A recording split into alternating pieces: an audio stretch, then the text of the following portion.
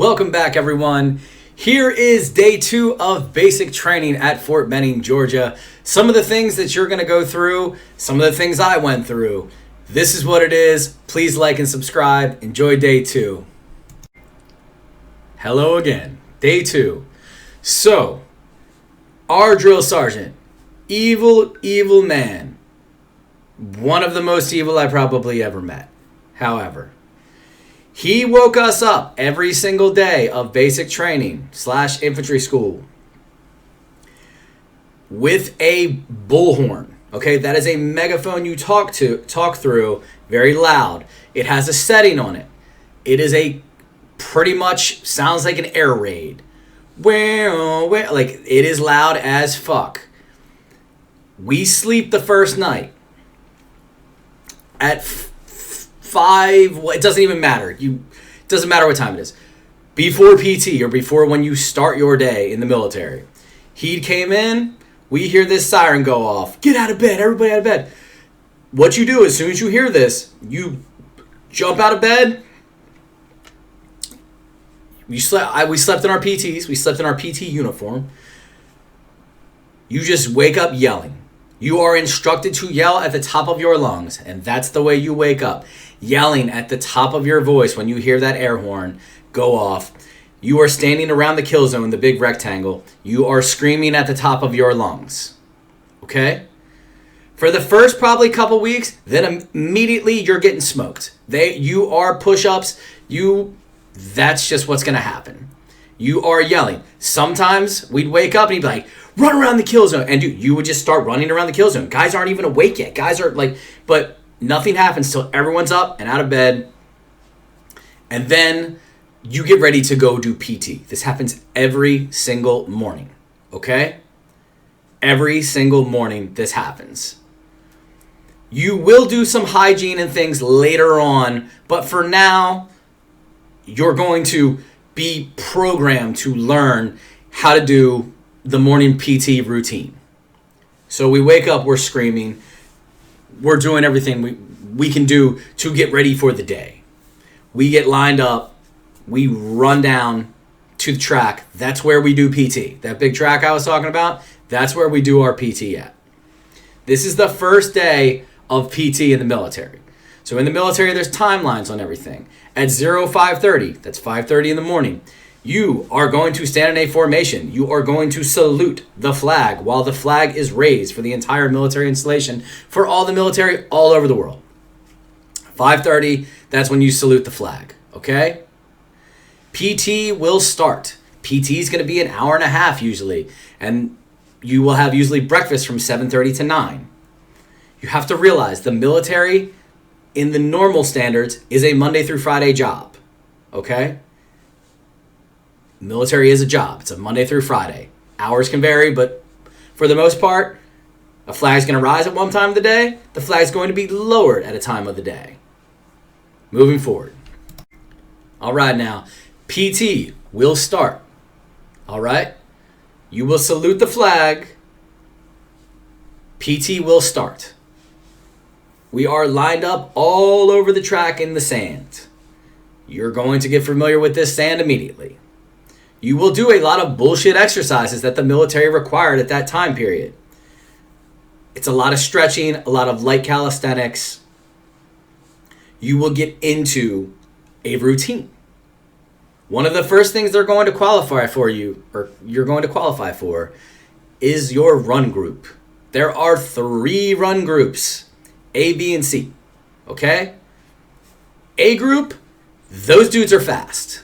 Those dudes are quick. Those guys can run. It's going to be, for me, it was like a lot of like the really skinny guys or the lighter guys. Those guys are A group. Those guys would take off like a bat out of hell. They could run. That group was led by Drill Sergeant Murphy. That guy wore a big 82nd Airborne patch, a combat patch on his right side. That guy could run. And if I can tell you this right now, if you're going airborne, you better get ready to run. You are going to do some running. I promise you. All right? So they're going to classify you into run group. They're going to take you on a run. There will be guys that fall out of this run instantly. That just can't keep up. They're going to fall out. They're going to get separated very quickly. I fell into B group. I could run, but it wasn't that great. But Anyways, doesn't matter. You're going to be classified into a group. PT, you're going to do all the same things you do normally. You're going to do some push-ups. You're going to do sit-ups. You're going to do all kinds of exercises. You will have a canteen, okay? This canteen is a 1-quart plastic jug, all right? You will take this canteen anywhere you go in basic training. It has your roster number on it. They don't give a fuck about your names. It is a roster number, all right? This will be full whenever you can fill it. You're going to drink water. They will tell you many, many times in basic training, drink water. It is not a choice. You will drink it until it is complete. You will do everything you are told. If you care about your life, you will never argue about anything. You will just do what you're told, and the smart ones do that. All right? Congratulations! We finished our first day of PT. It's over. Just as how you prepare for PT with the stretching and things, at the end of PT, you will stretch again, okay? All them muscles, you just worked really hard. You're going to stretch again, all right? You think it's over, but it's not. They're going to smoke the shit out of you probably again on the PT track for some minor infraction that probably didn't even happen. Your one shoelace came untied. Smoke the shit out of you. Push up, sit up. They're going to smoke you. That first day, I remember this. We learned how to crawl. That sand that's in the middle there, you're going to crawl through it. I remember this vividly. That is a half-mile track, sand from one end to the other. We crawled it. Crawled all the way there, crawled all the way back. That was terrible. And we got used to that because you're going to be crawling. You're going to be in sand on Sand Hill. I can assure you that. All right, so PT's ended. We are actually this time marched back to the barracks. All right? This is when you're going to get that shower. This is when you're going to do your hygiene and basic training. You're getting that cold shower. You're getting to love that. You're going to rinse that sand off you. But guess what? Now that you've created a mess in the barracks, eventually you're going to have to clean that up. All that sand, all that stuff. You are going to have sand everywhere. You will find sand in the crack of your ass. You are going to find sand anywhere you can. I probably still have articles of military stuff that has sand in it. It's just the way it is, okay? So, it's time for chow. Breakfast chow. You are marched down. You are learning to march, okay? Some guys never got it. They just don't get it. It just doesn't work. I don't know. Same routine. You line up in the atrium. You're probably going to end up getting smoked real quick. And then the process repeats itself. You're going to chant things over and over again. For us, like I said, head and eyes straight to the front. You're going to say this constantly as you're going through the chow hall. By the way, I'm not sure if you watched my previous videos. The bus driver that took us to basic training, nice older black woman. Every one of these people in the dining facility, the civilians that work there, look just like this bitch. I mean, just like her. It was like she had doppelgangers or twins, like everyone in Georgia. It was all very nice people. You don't speak to them. You don't talk to them. You literally give them a tray and they put shit on it. That's the way this works. There is no talking in the dining facility. Just the way it goes. All right? So that's day 2. We get breakfast. I kind of like breakfast, so I could fuck around with some breakfast for some eggs and shit like that. I actually kind of enjoyed breakfast. I always did. A lot of people will say this in the military. Breakfast is a great meal, okay? Breakfast is a good one, all right? So we finish breakfast. Now we run back to the barracks.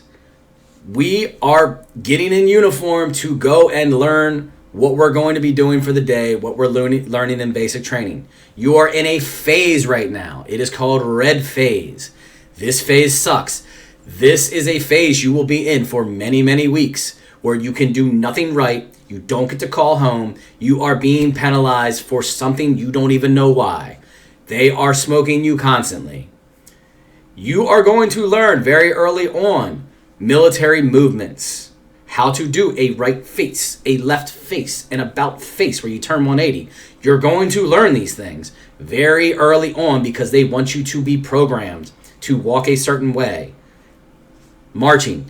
You will march the shit out of your legs. You will march constantly. You will march everywhere. and you have to be in step with the man in front of you. It came easy to me. Some guys, it does not. So, that night, after we went to lunch, meet up on the track, take a lap. Dinner, meet up on the track, take a lap. Nighttime stuff, kind of the wind down. You're going to start learning things, military customs, just things that you're going to start really learning, chain of command, rank structure, how things work. You will, in the first couple weeks, you're going to go to a lot of classes, but you're going to go to a lot of classes to learn how to do like land nav. And this is just moving into basic training a little bit, just try to give you a little recap on some of that stuff. You will do combatives, where you're going to wear your uniform, but with your PT running shoes instead of boots, and you're going to wrestle around and learn how to do arm bars and learn how to do, it's called combatives, kind of a form of Brazilian Jiu-Jitsu. You will be challenged in many ways. Your body, you're going to learn that your body is capable of more than you thought it was. All right? Especially with some of these runs. These runs are painful. Some of them are very long. Some of them are very short. But it doesn't matter. You're programming your body. You're learning how to become a soldier. So the end of day 2, I remember this, we were given something.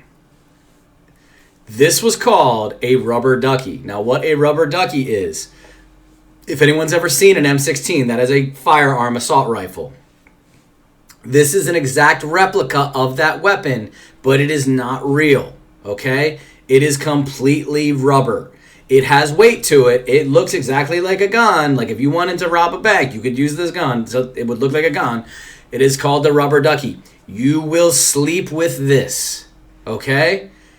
It is your rifle. You will sleep with it. You will have this thing. You will have this thing in bed with you every single night. And when you wake up screaming and yelling in the kill zone, you will eventually cycle around and these things will sit in the middle of the kill zone. All right? But for us, we were given this thing. It was called a rubber ducky. We had it with us pretty much most of the time, like at night. Like, I mean, it was always there. We slept with it. It gets you used to being programmed. Your weapon is next to you. All right? So that was one thing at the end of day 2 that we got. I'm going to just start roping more of basic training all into this because I can't really recall day by day. I just remember the first 2 days vividly, but we're going to get into more of this. So moving forward into basic training, some of the guys that I arrived with, okay, like the people that I met in reception, some of these guys are not going with the program. All right? They're not. Okay? Some of these guys, they're not going to make it. Drill sergeants are constantly telling you, you're not going home. You're not leaving. It's not happening. I feel bad for this one guy, one of the only dudes from Maryland that I went in with. This guy, once we started to get into the road marching, okay, that is where you put a rucksack on. You're going to fill it with pretty much everything they issued you, and you're going to go on these road marches, all right? Your feet, by the way, are going to get fucked up. They are going to look terrible. Your feet, because you're breaking in new boots, your feet, you are going to calluses, like you are going to blow open your feet. It is going to be painful. These boots are not forgiving. They are heavy as shit, and they hurt. Okay, that's why you always take care of your feet. All right, that is a big thing in the military. This poor guy, his name was Dave. Well, I knew him by his first name because I met him as David back when we were in processing. This guy's feet, I remember he took them off. He took his boots off one day, and I looked at this guy's dogs, and I was like, homeboy, you need to go to sick call, or you need to go to see a medic about that. Like, his feet looked terrible. I mean, they were bleeding. All of our feet were banged up, but this guy's feet looked really bad. So I remember he went up to the drill sergeant and was like, drill sergeant, talking to him. Drill sergeant looked at his feet and was like, you'll be okay. Drink water. Like, that's their answer for everything. If you have any kind of an ailment or you've hurt or you think you've hurt yourself, drink water, you'll be okay. They don't want to hear this pussy shit. Like, they're like, just drink water. That is the cure for everything. Like, drill sergeant, I think I just had a mild heart attack. Like, drink water, you'll be okay. Like, that is their answer for everything. Drink water. So he's like, no, drill sergeant, I really, like, I'm in a lot of pain here. The other drill sergeant comes over and was like, he knows. Okay, this guy's still human. He's like, fuck, this guy's feet are really messed up. Sends him down to medical, okay? He goes to medical. They check his feet out. I feel really bad for this guy. You're not supposed to be in the military if you have very flat feet, okay? Like, this should have been caught when he was being in process. Hey, man, you have extremely flat feet. It's not going to work. They do say that's a thing to not get in the military. I know guys that have powered through it, or have power through the pain. This guy was not an option. Dave was out of basic training. They looked at his feet. They checked it out. Dave is gone. Dave's there one day. The next day, Dave is gone. That's what it is. I don't know where that guy is anymore. But I mean, we cut ties right there, and that was it. So I'm noticing more and more guys that are starting to fall off. All right? Some of these guys are not right in the head. All right? They cannot deal with it. They just can't. All right? We are constantly being drilled and constantly going through a bunch of shit. They can't deal with it. They can't hack it. Somehow, some way, either in a class or something like this, they've asked to talk to someone. I need to see a psychologist. I need to see somebody. Like, many of these guys end up leaving. Okay? And a lot of what these guys do is they're going to go to a holding area. They are going to be recycled pretty much. Okay? They are not going to continue on with basic training here. They have deemed that a psychologist has said, nope, they're of sound mind and body. They're not going home. They're going to get recycled into the next oncoming basic training. They're going to have a long waiting period because we have 8 weeks of basic training and 9 weeks of infantry school. That's 17 weeks. Those guys are going to be there a long time. My heart goes out to these guys, but because I know they had to sit around and do a whole bunch of shit. But like, it goes like that for a lot of guys. They weren't built for this shit. They weren't cut out for it. That's one thing I got to see in the early stages here. Another thing that happens in the early stages of basic training, you will get something. It is called the crud. That's what the drill sergeants called it. We knew it very well. Let's think about this. You got guys coming from all over the United States of America to one area.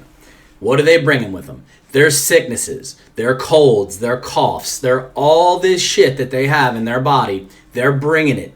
The drill sergeants get it. We get it. Everybody gets it. You're going to get sick. At least that's what I went through. I'm sorry I can't speak for everyone. Me and my battle buddy Ty, we got sick as shit. I remember just feeling like death. It will pass, but it sucked.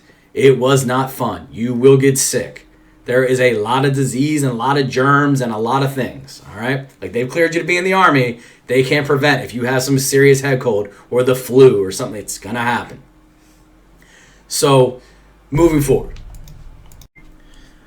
Like I said, in the regular military, the military is a job, a Monday through Friday job.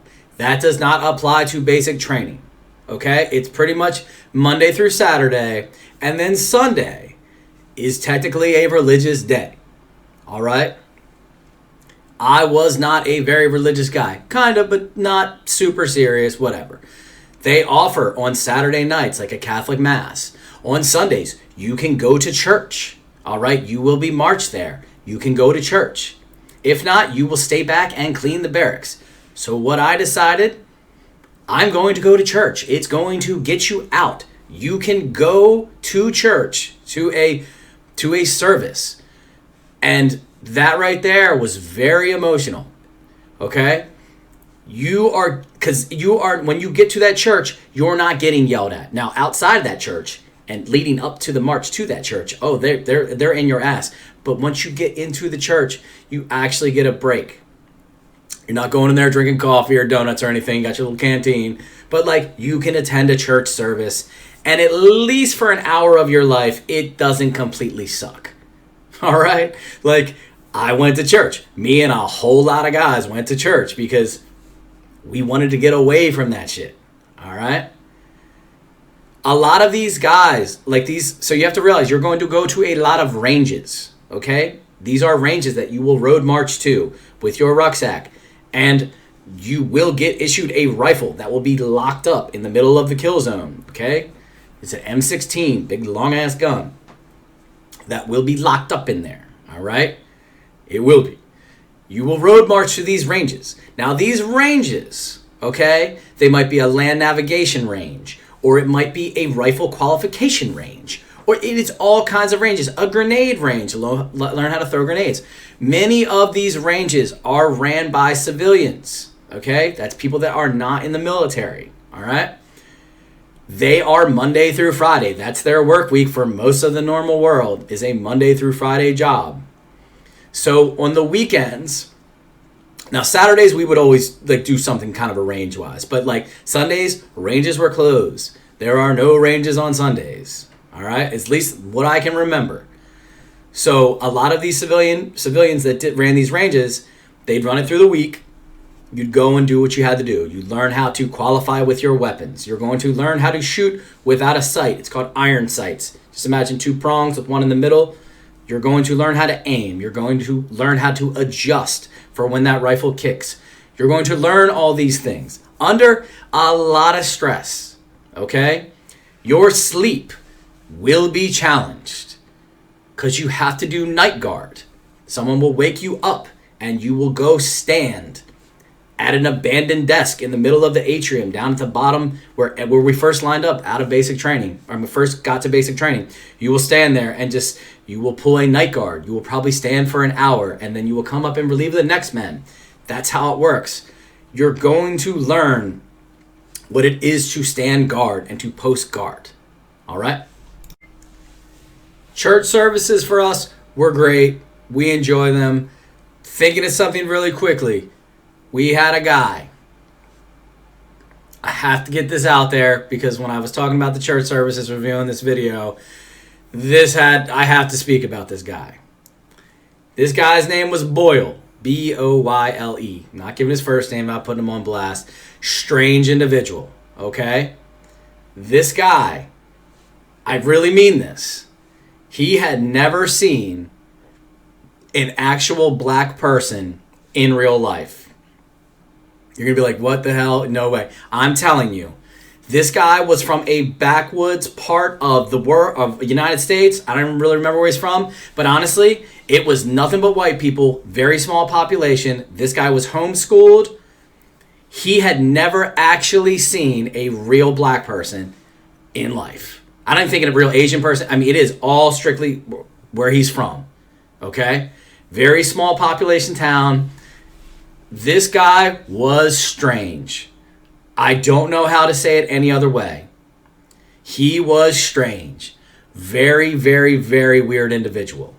He did not practice normal church services. He was technically, it was something called Wiccan. All right? We would all go for church. This guy approaches the drill sergeant. Drill sergeant, my denomination of religion is not listed on the things that I can practice. It wasn't Muslim or anything. I mean, like, and drill sergeant's like, well, what are you? And he's like, well, I'm Wiccan. And I remember the drill sergeant was like, what the fuck is that? And he's like, well, we kind of like, we use the earth and he was trying to explain this to him. Drill sergeant's like, okay, just go back where the fuck you are. I see the drill sergeant leave. He probably doesn't know what the hell this is. I didn't know what it was. I probably to this day, I still really don't know how it's practiced. So this guy is Wiccan. Drill sergeant comes back. Hey, Boyle, come here. What do you need to do your ceremony? What do you need to practice your religion? He's like, well, I need to be out in the wilderness. Drill sergeant's like, okay, well, number one, you're not going anywhere by yourself. That's not happening. Okay?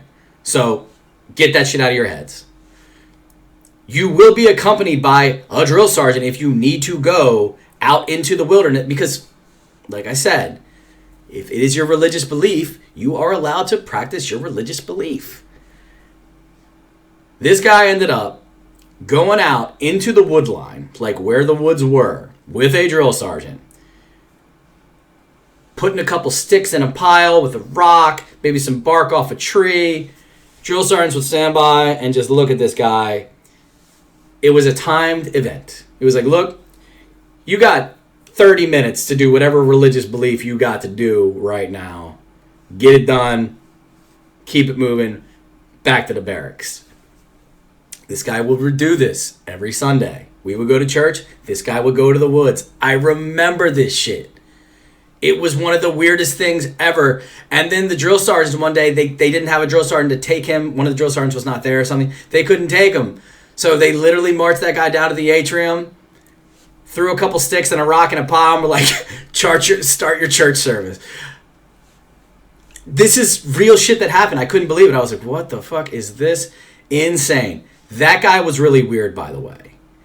Really weird. I met a lot of weird dudes in basic training. I met a lot of really cool guys. But man, oh man, I met some strange cats from places I did not know exist. All right. By the way, full disclosure, I have nothing against people that practice Wiccan. I figured I'd cover my bases on that. I was not trying to talk bad. This guy was not strange because he practiced Wiccan. He was just a strange individual.